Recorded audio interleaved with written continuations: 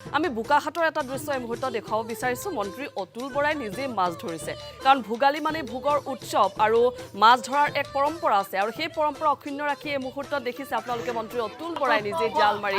মাছ ধৰিছে এক উৎসৱমুখৰ পৰিৱেশ বিৰাজ কৰি আছে সমগ্ৰ ৰাজ্য জুৰি কাৰণ ভোগৰ উৎসৱ ভোগালী আজি উৰুকা সকলোৱে এসাঁজ খাব আৰু এই মুহূৰ্তত টেলিভিছন স্ক্ৰীনত এয়া দেখিছে মন্ত্ৰী অতুল বৰাই মাছ ধৰিছে এক অতি সুন্দৰ পৰিৱেশ আৰু পৰম্পৰা আছে মাছ ধৰাৰ আৰু সেই মাছেৰে উৰুকাৰ নিশা সকলোৱে এসাঁজ খায় গতিকে ব্যতিক্ৰম হোৱা নাই অতুল বৰাৰ ক্ষেত্ৰতো মন্ত্ৰীগৰাকীয়ে এয়া প্ৰকাণ্ড এটা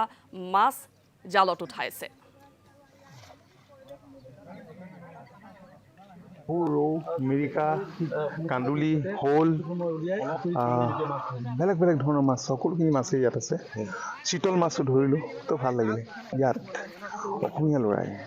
বিভিন্ন ধৰণৰ খেতি কৰিছে মীন পালন কৰিছে সৰিয়হ খেতি কৰিছে ৰঙালাও খেতি কৰিছে 2 কোটি টকাৰ ৰঙালাও লৈছে বেলেগ বেলেগ ৰাজ্যলৈ গৈছে গতিকে এখন কৃষি প্ৰধান